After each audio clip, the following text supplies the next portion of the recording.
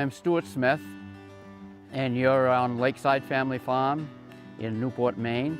You know, when I came out of college, I was interested in so many things that I really couldn't envision myself doing one thing all my life.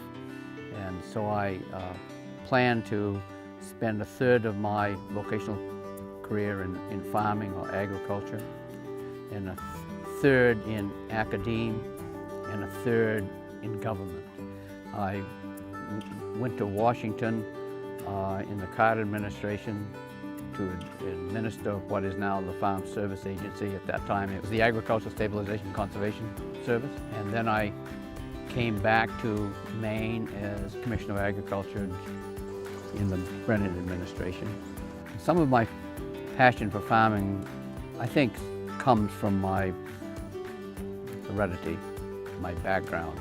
I was brought up on a farm.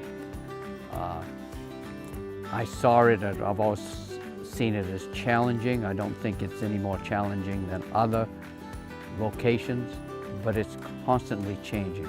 I spent my life in agriculture and farming, in agriculture in a broad sense, in rural development, the use of our natural resources to support communities and to support people. We grow about 30 crop at Lakeside.